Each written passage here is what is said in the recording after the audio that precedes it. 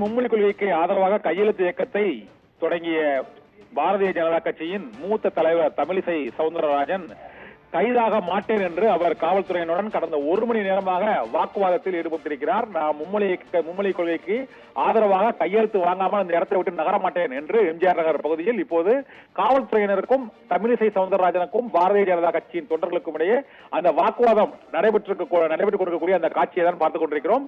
இந்த வாக்குவாதம் மற்றும் கைது நடவடிக்கைக்கான இழுபறி கிட்டத்தட்ட ஒரு மணி நேரமாக நீடித்துக் கொண்டிருக்கிறது. அந்த பகுதியில் தாம் கையெழுத்து வாங்குவேன் என்றும், ஆனால் அனுமதி இல்லாமல் இது போன்று ஒரு பகுதியில் ஒரு கட்சியின் மூத்த தலைவர் கையெழுத்து வாங்க சாலையில் செல்வதோ அல்லது குடியிருப்பு பகுதிகளுக்குள் செல்வதோ அங்கு விரும்பத்தகாத விளைவுகளை ஏற்படுத்தி விடும் என்பதால் அனுமதியின்றி கையெழுத்து வாங்குவதற்கு அனுமதிக்க முடியாது என்று அந்த பகுதி காவல்துறையினர் அதை தடுத்து நிறுத்தியிருக்கிறார்கள். பெண் போலீசார் தமிழிசையை இழுத்துச் சென்று கைது செய்யவும் நடவடிக்கை எடுத்திருக்கிறார்கள். ஆனால் காவல்துறை வாகனத்தில் ஏறாமல் தமிழிசை சவுந்தரராஜன் தொடர்ந்து வாக்குவாதத்தில் ஈடுபட்டுக் கொண்டே இருக்கிறார்.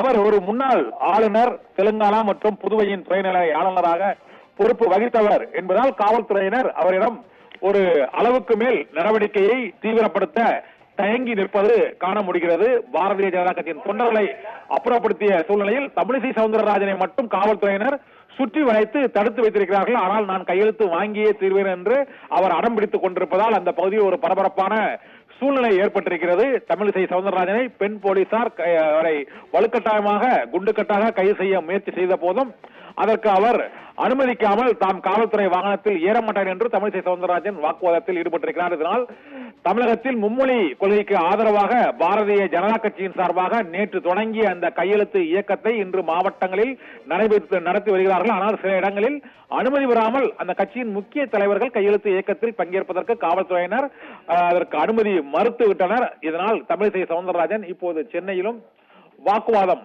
ஈடுபட்டு வருகிறார்கள். இப்போது வரை காவல்துறை வாகனத்தில் தமிழிசை சவுந்தரராஜன் ஏற்றப்படவில்லை. நானாக கைதாக மாட்டேன், நீங்களாக என்னை குண்டுக்கட்டாக தூக்கி கைது செய்யலாம், நான் என்ன தீவிரவாதியா என்று தமிழிசை சவுந்தரராஜன் அங்குள்ள காவல்துறையினரிடம் வாக்குவாதத்தில் ஈடுபட்டிருக்கக்கூடிய அந்த காட்சியை தான் இப்போது பார்த்துக் கொண்டிருக்கிறோம். தொண்டர்களை அப்புறப்படுத்திய காவல்துறையினர் இப்போது தமிழிசையை சுற்றி அரணமைத்து நிற்கின்றனர். கையெழுத்து இயக்கத்தை அவர் தொடர முடியாத சூழ்நிலை ஏற்பட்டிருப்பதால் எம்ஜிஆர் நகர் பகுதியில் இப்போது ஒரு பரபரப்பான சூழ்நிலை காணப்படுகிறது.